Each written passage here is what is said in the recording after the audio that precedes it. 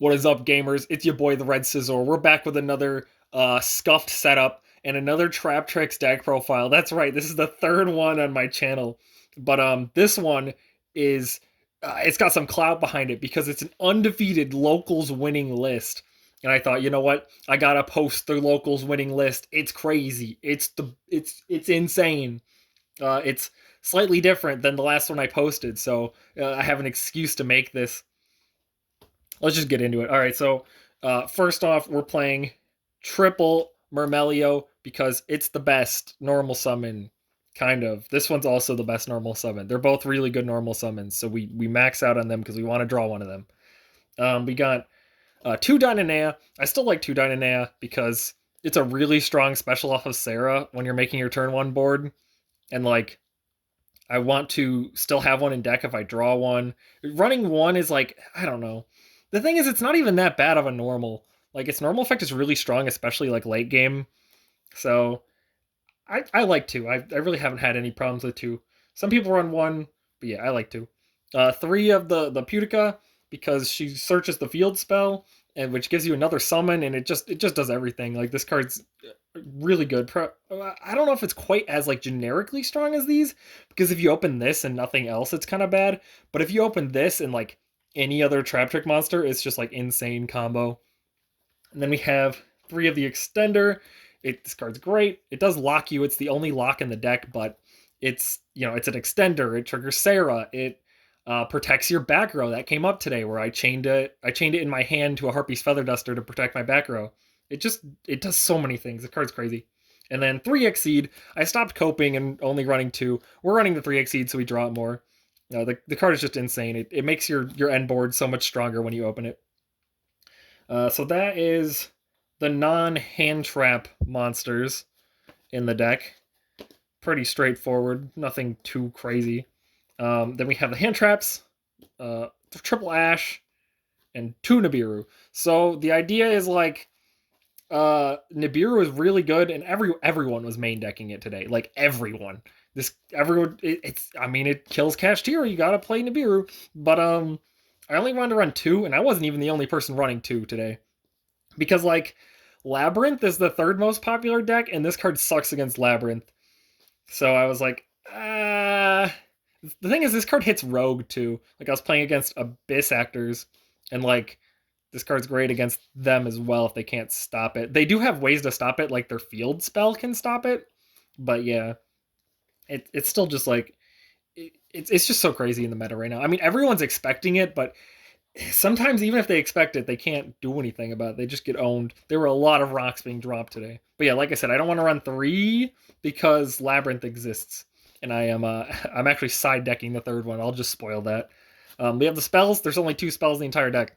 This I would probably bump up to 3 because for the reasons I said last time, I only own 1, so I'm only playing 1 because I'm not spending $100 to get the other 2. But I was insanely lucky today. I kept drawing this card. Like I kept opening it despite only having 1. So that was great. And then yeah, 1 field spell. 2 field spell is a consideration, but I don't know. People are like, oh, it gets popped, and then you want to be able to search the other one later. But I actually have like almost never had my field spell get popped, so I'm just playing the 1 still until that day comes where it actually comes up running more than 1. But yeah, I don't really want to draw it. I want to search it off of the searcher one. So like, I didn't mention this, but Pudica also like has this banish effect. It's not as good as just a generic banish because they do get to revive something. They get to bring back a banished monster during the next standby phase, but it's a great way to remove Nib tokens, especially. Like my opponent had a gigantic Nibiru token. It was like a jillion attack and defense, but luckily you can just special Pudica and get rid of it. We got the trap holes, so I'm on 2 of the ones I really like. So 2 Floodgate, 2 Trap Hole Nightmare, 2 Gravedigger Trap Hole, the most goated card ever. Stops Nibiru, stops like everything, and it burns. It like gets your opponent so close to death that you can easily OTK them on the next turn. The card is just insane.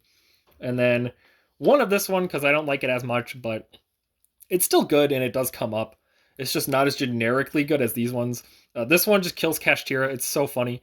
I won the die roll against Kashtira, and it was like, okay, like it's just Floodgate Trap Hole Turbo.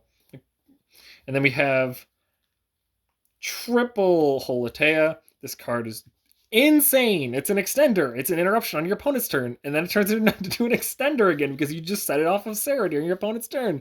And then therefore on the next turn, it's an interruption again. It's just constantly a thing throughout the entire game that your opponent is going to have to deal with this card. Like once it gets in rotation, it's crazy. And it's really easy to get in rotation because a million things search it. So that's all the trap holes, at least in the main deck. And then we have the rest of the traps, triple imperm, because it's the best hand trap ever, and then triple evenly matched. And then obviously this also has synergy because it's a normal trap, and then evenly matched, like you might as well main it because your engine is already like great. You don't really need to run more cards to try and go first. So like you might as well play this for if you lose the die roll, and you can also pitch it off Holotea, so it's not even a brick. So yeah, that's the main deck. I'm pretty happy with the main deck. Not gonna lie. I think it's the most happy I've been with it so far. Yeah, I cut the Book of Moons. I like the idea behind them, but every time I drew it, I just felt bad, so I ended up cutting them, and I cut them for 1x seed 2 Nibiru, and I really don't regret it. For the extra deck, we got the triple Sarah. 3 comes up, and this card's just insane. Holotea, the fact that Holotea can revive Sarah is so funny. it just pluses you to the moon. Like your opponent clears all your stuff, and then you just revive Sarah, and then go plus 50 again the next turn. 1 Kularia. I never made this today, but it does come up. I still don't know how to pronounce this card's name. The Traptrix Link 3. This one's stronger than I thought it'd be. The fact that it can, when you're trying to kill the opponent, the fact that this pops something and it negates things is super helpful, and it pumps everything by 1,000. So I still go into access code. I made access code multiple times by going to Link 3, but the Link 3 can destroy something, and then you make access code and you destroy more things. It works really well together. And sometimes, again, you don't even need access code. You just pump everything by 1,000 and kill your opponent. And then we have this. So I cut the Utopia, F-Zero, Utopic Draco Future, whatever that card is, because it's not good. I was just playing it because I thought it'd be funny. But so I had 2 extra slots, and one of those slots I decided to put this in just in case. You never know what you're going to run into in locals, and Traptrix can swarm the board really easily to go into this. It never came up, and realistically, the only major change I would make right now is switch this out for a Baguska, probably, because I had cut Baguska before, and I should probably put Baguska back. The only thing is I'm not very knowledgeable on what decks Baguska hits, so I don't really know when to make it, but I don't know. Let's go into the Traptrix Xyz, so running 2 Rafflesia, soft once per turn, by the way, an Allomeris, which can kind of extend its other effect. When it comes up, it's cool, but this card's not amazing, but oftentimes it'll just represent an extra body on board on your end board, and it's sure, why not? We have the Pingulic, something like that. It's amazing because it searches and usually make this off Xyz so you can trigger Sarah. It does a lot of things. It also has that weird other effect where if your opponent banishes or puts something in grave, it can just take it, which is really good. The card's just amazing. I haven't ever needed a second one, though. I've never had it come up where I wished I had a second one. I feel like that will come up eventually, but for now I've been happy with just the one. Then we have Dweller, which it's kind of the same thing where I don't really know when I'm summoning this. If I play against Tyr, I guess, but nobody's playing Tyr anymore. Redoer is amazing because it's so easy to put a trap under him in this deck. He can even help with OTKs, like removing a monster. But yeah, he's an interruption. He helps you OTK. He does it all. And then the other thing I added when I cut the Utopic package thing was a second Zeus, because Kashtir likes to rip things out of your extra, so I'd rather have the second Zeus just in case. Why not? Unfortunately, I only have 1 ultimate rare. I'm so sorry. The other one is Ultra from the Megatons. I'm so sorry. But yeah, that's the extra deck. And yeah, like I said, the only really big change I'd make right now is to put Baguska in instead of Underworld Goddess, but yeah, we'll see. And then we have the Spice. So this is the big change. The side deck is kind of crazy. So I'm still doing I think I talked about this in my last profile. I'm still doing the Time Space Trap Hole. This came up today when I played against Branded. It's so good against Branded, whereas every other Trap Hole is kind of mid against Branded, because Floodgate, you can fuse with face down monsters, so Floodgate's not that good. But this one, they summon an extra monster, and you just go, nope, put it back in the extra. And that's really great. 2D barrier, 2 heavy storm duster, and a Traptrix. So yeah, this is basically a third copy of either of these. So like with 1 deck slot, I have added a third copy of both of these cards, which is pretty awesome. And this can also, be a trap hole as well. So like D-Barrier is amazing right now. You just call Fusion against Branded. I called Pendulum against Abyss Actor and felt really bad because calling Pendulum against Pendulum decks is so broken. Yeah, it just hits a million different decks right now. And then this was for Traptrix and Labyrinth because they're both very popular right now. And like in the Mirror or the Labyrinth matchup, the decks interact in such weird ways. I wanted a card that could destroy multiple back row, but was also still a normal trap, so I can get off Traptrix and also would trigger Sarah. So that's where Heavy Storm Duster comes in. I think it's a pretty cool tech, but I didn't play against any back row decks today, so I never like sided it in. But I think it'll when it comes up, it's gonna be crazy. The Triple Judgment. Yeah, everyone's playing board breakers, so like you gotta side this going first. It'll save your life. And then we have, first off, we got the Nibiru, the third Nibiru for matchups where it's good, like against Kashtira and stuff, so I can side it. And then double Crossout. So like this is probably Cope, but my idea behind this was like I sided in going first, and I could eat an Ash Blossom, which is usually this deck can play through an Ash, but it could eat an Ash Blossom. But ideally, Nibiru you can play around. The really big target is to leave in a copy of Evenly Matched so that I can call Evenly Matched and stop the board breaker. It's definitely Cope. I should not be playing this card, but I thought it'd be cool. Unfortunately, it never came up. I did side it, but I never drew it, and also my opponent didn't open evenly anyway, so who cares? I'm hoping it comes up, though. I'm not really sure what I would replace this with right now, though, is the thing. And then finally, what year is it? Raigeki is crazy in the format right now. It's so good. Every time I open this card going second, it felt amazing.